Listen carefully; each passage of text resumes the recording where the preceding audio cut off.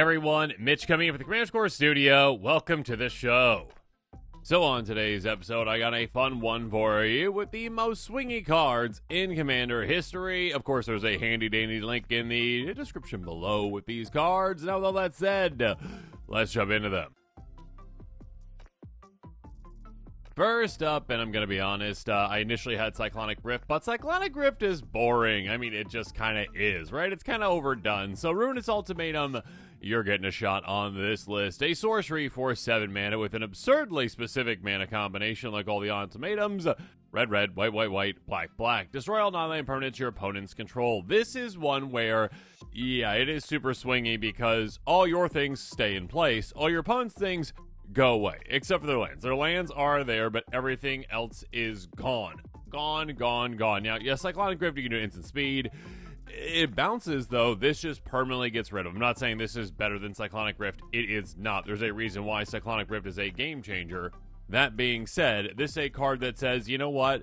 There is no recovering for your opponents. There is absolutely no coming back from this because all your stuff is gone. My stuff is still in place. And yeah, unless you got a way to reanimate your board, which we'll talk about here in a little bit, yeah, the game is basically over. This is a card that swings the game entirely in your favor and makes it so the board looks very lopsided. Ruinous Ultimatum, a fantastic pickup right now.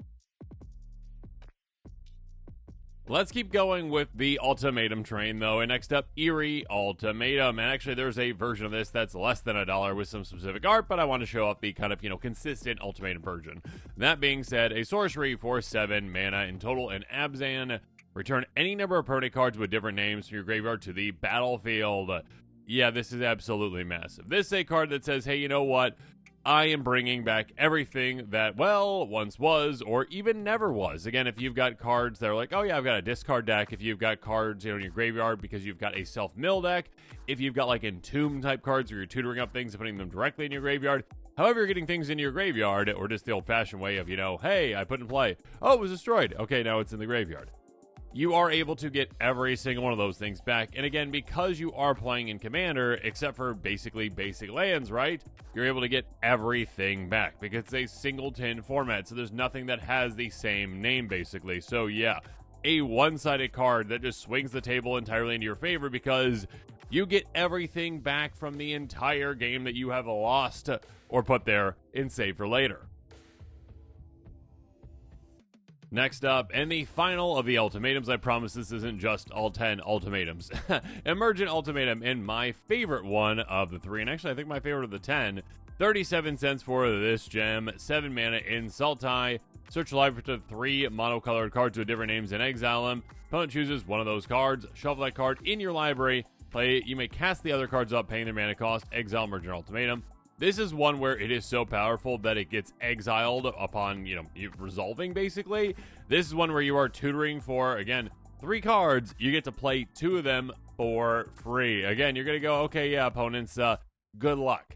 Pick the cards that will not take you out. I mean, here's the thing. You can actually go and get, 2 of the other cards on this episode, essentially, to cast. 3, and your opponent will say you can't play that one, but you get to play 2 of them. Basically, there are so many powerful, overpowered, monocolored cards. There are so many of them, and you get to say, yeah, good luck deciding which one I don't get. Of course, there's combos with this as well. There's ways to chain things as well with this. There's absurd things that you can do with this. It is a crazy, good, fun card. Pick it up right now. Again, low cost of just 37 cents. Okay, let's take a slight detour with Repay in Kind because I absolutely love this card, and yes, it can swing the game so hard. A sorcery for 7 mana in black. Each player's life total becomes the lowest life total among all players. Yeah, this is one where it says, hey, you know what? I'm not in here with you. You're in here with me. Batman, right? No, actually, no, not Batman. That is Rorschach from Watchmen. It's early. Anyways, this is one where essentially you're saying, hey, you know what? You might think I'm on the ropes, but no, it's all of you who are in trouble. I'm used to being down low at this life total. I am used to being just ready to be taken out of the game. Again, in a Selenia Dark Angel style deck, a life swap deck where you're setting your own life total intentionally down super low. Your opponent's like, what are they doing? And then all of a sudden, oh no, I'm at 1 life, oh no. And then you can easily take them out. So this is a way to essentially, again, Your opponents are in a false sense of security. They think that, oh, I'm at 100 life, I'm at 40 life, whatever life I'm at, I'm fine. All of a sudden, you take them down to your level, and you take them out right then and there super easily. Yeah, such a good and fun and swingy card. Next up, Living Death. I mean, kind of the embodiment of swingy kind of card, right? A sorcerer for 5 mana in black. Each player exiles all cards from their graveyard, then sacrifices all creatures they control, and puts all cards they exile this way out of the battlefield. Yeah, here's the thing. They say, you know what we're going to do? We're going to flip things, okay? We're taking the graveyard and we're putting it on the battlefield, and we're taking the battlefield and putting the graveyard. Essentially is what you are doing. You are saying, you know what's going to happen? All of the things are going to swap. All of the things are going to change. All of the board states are going to be completely turned on their head. And you're not prepared for this, but I am. I've got my graveyard chock full of creatures. I've got my graveyard ready to go. I've got a self-mill deck. I've got a sacrifice deck. I've got a discard deck. Whatever deck you got, where you're filling your graveyard with creatures, and maybe even some Entomb creatures where you tutor them up, you are ready to go. And you are ready to get all those creatures into play, whereas your opponents are not. Or even if they were, you've got ways to exile their graveyards to make sure they can't have those things. And again, you're basically saying, you know what? You guys get very few creatures or no creatures, and I get all the creatures. I am good to go. You flip the table on its head. Living Death, such a solid card. Apparently, a lot of mono black cards on this list, but yeah, Rise the Dark Realms, such a swingy and amazing card. It's a great finisher for a reason. Sorcery for 9 mana in total in black, but it's well worth that cost. Put all creature cards from all graveyards on the battlefield under your control. Every single graveyard now is yours to command. It is one that says, you know what's going to happen, okay? Maybe unlike, Eerie Ultimatum, I'm not able to essentially get every single one of my permanents back out of my graveyard. I can only get creatures, but in exchange for that, I steal all my opponent's creatures as well. Again, if you've played a Wrath, if you've played some Edict effects, if you've got ways to take out your opponent's creatures, or just naturally they get taken out through combat, right? You are able to go, hey, you know what we're doing? I get all the things. They're all mine. You just basically say, hey, you know what? You all think you had really good armies. All of a sudden, I have the largest army you've ever seen. Just so many cards on my playmat that they are overflowing my playmat, or I have to stack them on top of each other. And then when I swing, everyone's got to go, okay, let's take 10 minutes to see what exactly happened here, because there's so many things going on, so many different creatures coming at me. And you know what? You should just say, the game is basically over, okay, everyone? Just accept that the game is over after you play this card, essentially. I mean, the game might even be over just based off of, like, ETBs you get from creatures, too, which we'll talk about a fantastic ETB here in a little bit, but yeah, being able to just finish off the game in that way, it's such a solid card, one that used to be a lot more expensive, down to just $4 or so. Pick it up and swing the game.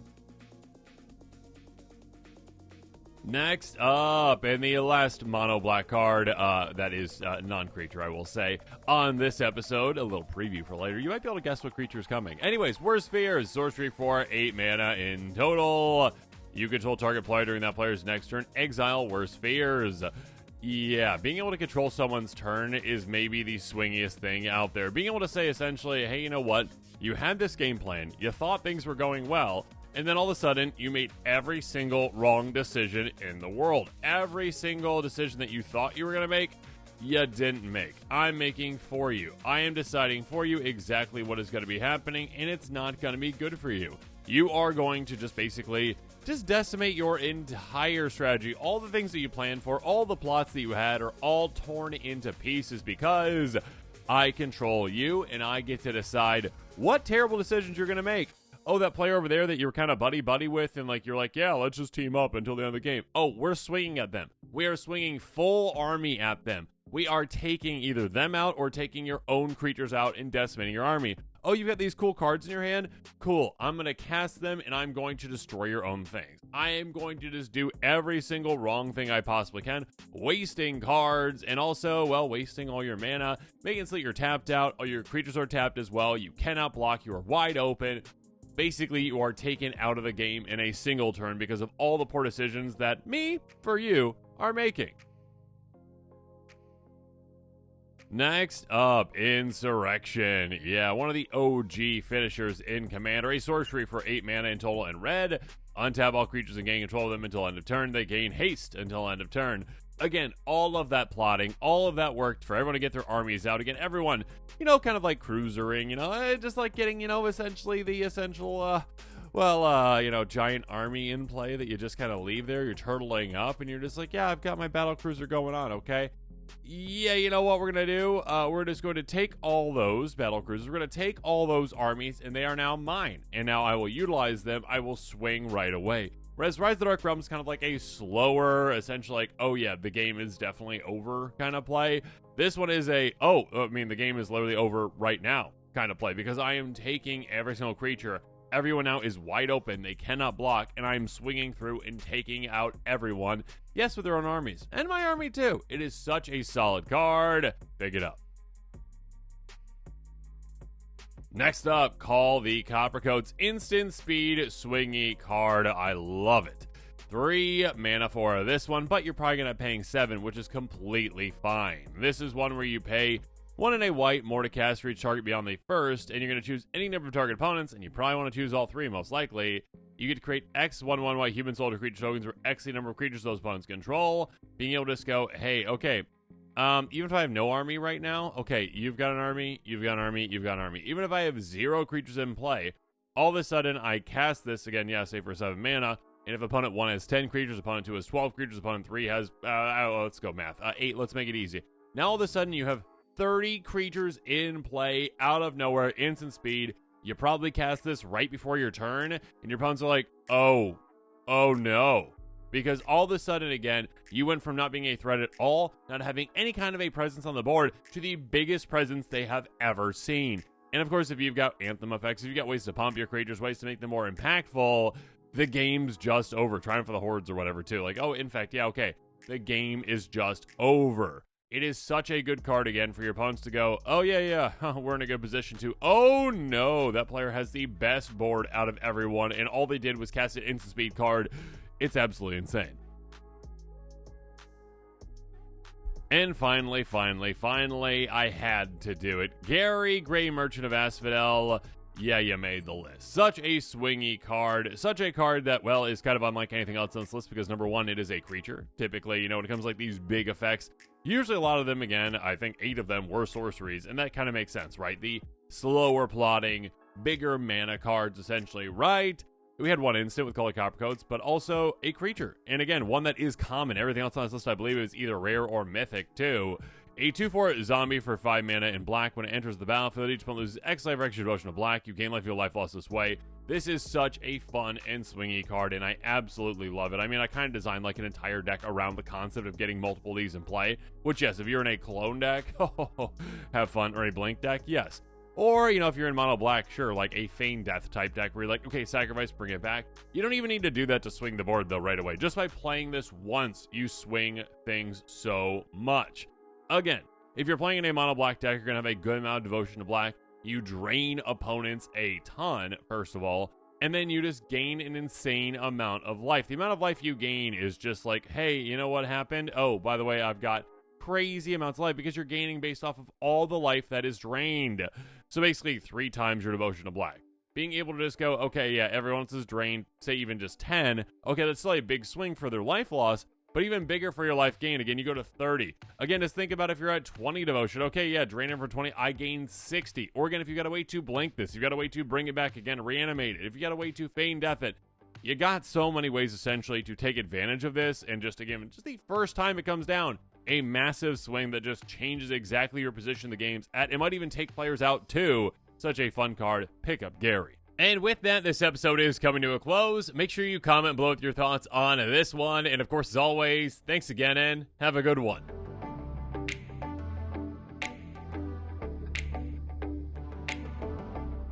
This show and episodes like this one are possible thanks to viewers like you. If you're looking for an easy way to help support this show, make sure that you like, share, and subscribe. Also, hit that bell notification icon so you don't miss any new episodes. You can also go check out our playmats and other merchandise at thecommandersquarters.com. Another easy way to support this show is with our TCG player affiliate links. So whether you're buying a deck or individual cards, you can use this general link right here or one in the description. And the final way that you can support this show is by supporting us directly by becoming a patron. There are many benefits to being a patron, and I truly couldn't do this without all of their support.